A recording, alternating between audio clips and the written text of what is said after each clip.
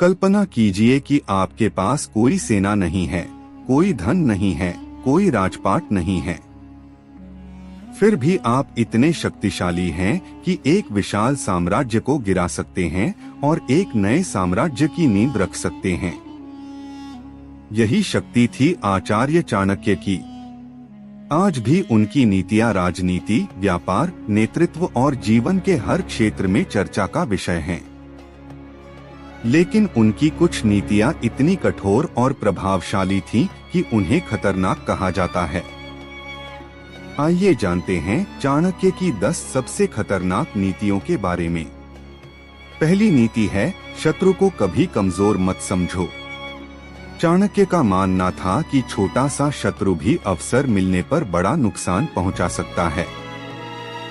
जिस प्रकार एक छोटी सी चिंगारी पूरे जंगल को जला सकती है, उसी प्रकार एक छोटा विरोधी भी समय आने पर बड़ा संकट बन सकता है। इसलिए शत्रु की शक्ति का सही आकलन करना और समय रहते सावधान रहना आवश्यक है। दूसरी नीति है, अपने रहस्य किसी को मत बताओ।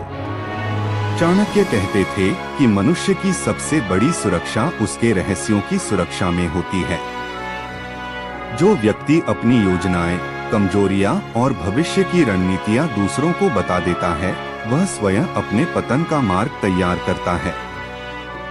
इसलिए बुद्धिमान व्यक्ति अपने महत्वपूर्ण विचारों को अपने तक ही सीमित रखता है। तीसरी नीति है, भय को अपने ऊपर हावी मत होने दो। चाणक्य का कहना था कि जैसे ही भय आपके सामने आए, उसका सामना करो और उसे समाप्त कर दो। डर से भागने वाला व्यक्ति हमेशा कमजोर रहता है, जबकि डर का सामना करने वाला व्यक्ति शक्तिशाली बन जाता है। भय पर विजय ही सफलता की पहली सीढ़ी है।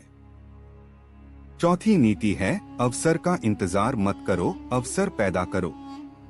चाणक्य मानते थे कि सफल लोग परिस्थितियों के बदलने की प्रतीक्षा नहीं करते, बल्कि स्वयं परिस्थितियों को अपने पक्ष में बदल देते हैं। जो व्यक्ति हर समय सही मौके का इंतजार करता रहता है, वह अक्सर जीवन की दौड़ में पीछे रह जाता है। पांचवी नीति है, अत्यधिक ईमानदारी हमेशा लाभदायक नहीं होती। यह चाणक्य की सबसे विवादित नीतियों में से एक है। उनका कहना था कि अत्यधिक सीधा और सरल व्यक्ति सबसे पहले धोखा खाता है।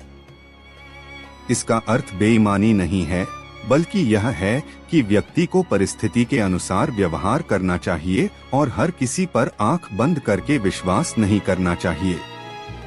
छठी नीति है, मित्रता और शत्रुता दोनों में संतुलन रखो। चाणक्य का मानना था कि राजनीति और जीवन में स्थायी मित्र या शत्रु नहीं होते। परिस्थितियां बदलती हैं और उनके साथ संबंध भी बदल सकते हैं।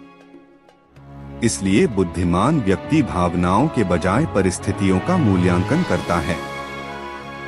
सातवीं नीति है, कमजोर दिखाई दो, लेकिन भीतर से शक्तिशाली बनो। चाणक्य जानते थे कि कई बार अपनी वास्तविक शक्ति को छिपाकर रखना सबसे बड़ी रणनीति होती है।